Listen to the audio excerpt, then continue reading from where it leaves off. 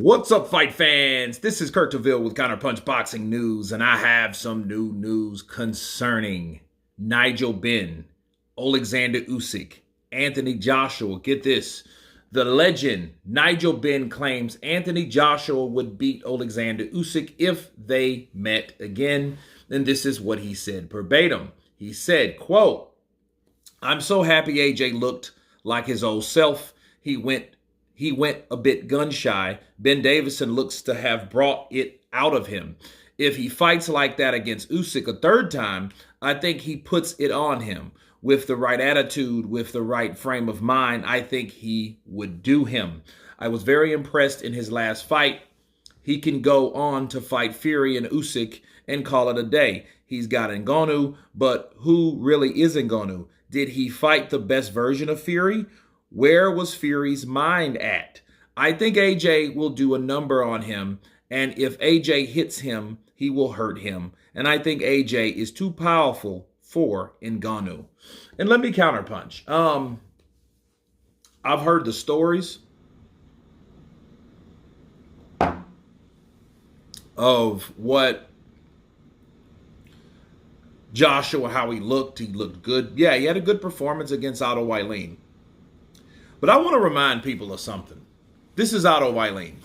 This is the same Wallin that don't fight much. This is the same Wallin that is not really known to be heavy-handed. You know, he's a decent boxer, but Tyson Fury already beat Wallin. I don't care how you slice it. I don't care how you dice it, okay? The cut just made it interesting. It just made it more dramatic. And I think Wallin pretty much talked himself into that ass whooping pretty much because he fired up AJ. He had AJ fired up. He had AJ looking at him like, dude, I will end you. And he told him, I'm going to knock you the F out. He told him that.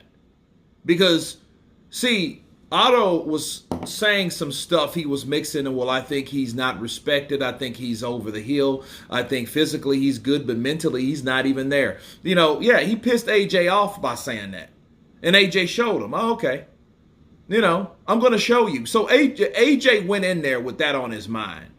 And Ben Davidson ain't even taking claim for that. You know, a lot of people want that to be, but then maybe it just clicked. Maybe he had something to do with it. Maybe Wallin had something to do with it. Maybe Wallin is not Tyson Fury nor Oleksandr Usyk. You know, people talk about the gunshot thing when it comes to Joshua, but understand, he was fighting possibly the best fighter on the planet, or at least in the division. So, you know, fighting someone like Usyk, do you think you're going to just be balls to the wall? No, especially when you're not sure he's going to be there to be hit. And he showed AJ that he's not easy to hit like that. He's hittable, but he's not easy to hit like AJ's accustomed to hitting other opponents. So he had to kind of feel his way around in that fight. He felt. Okay, so that gunshot thing, I think that was, you know, fighting someone like Usyk, and then going back to fighting people that you can hit, you're still going to be a bit like, okay, you know, I got to remember, this is not Usyk, you know. But can AJ beat Usyk in a third fight? Probably so, because of age, time, experience. Okay, like they've went 24 rounds together, right? So if AJ did win a third fight, would it really be that surprising? AJ being, what, 35 years of age? I think he's 34. You know what I mean? And Usyk's 37. You know what I mean? Obviously, you know, AJ will get better if he's been in the ring with him because he knows what to expect. You know what I mean? Maybe AJ gets one of those Daniel Dubois body punches, right? And it's not ruled a low blow. You know, there's a lot of things that could happen, you know, but numbers have it. The more you do something, the more likely for you to win. The odds of that, the more you fight someone, you're going to be accustomed to it. So no, it doesn't surprise me that people will think that. But if you're basing the performance that he fought Otto Wallin on, well, hey, fight Usyk like that. Usyk ain't going to be there to be hit like that. Usyk can fight going backwards, forwards, whereas Otto Wallin clammed the hell up when AJ came on the inside. You know what I mean? He like Otto Wallin did not do or have the mobility like Usyk. He's not that dude. Just because he's a southpaw means dick. Okay? Now, if you put AJ in there, he's still going to have the same problems he had with Usyk the first and second fight. And I'm telling you, the only way he beats Usyk, he probably has to knock him out or stop him or catch him with a shot that Usyk just didn't see or something like that. But just to say, oh man, he'll beat him in the third fight, not necessarily. But then again, he was better in the second fight than he was in the first. So what do you think he's going to do in the third?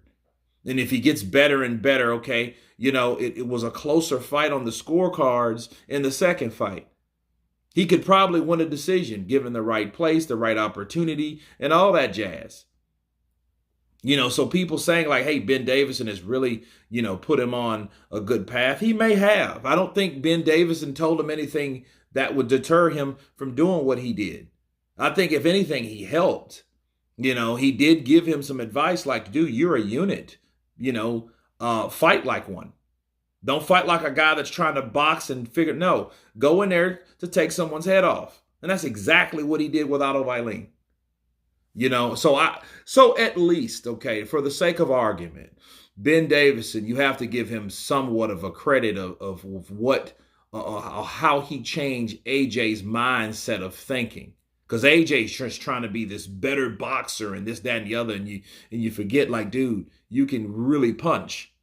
Okay? You can crack. So you're talking about boxing and all that. That's all fair and well. But you understand, you can knock somebody out and give them hell. Bars. But anyway, you guys tell me what you think of Nigel Benn claiming that AJ would beat Oleksandr Usyk in the third fight. Of course, please subscribe. And you guys been Counterpunched. Peace!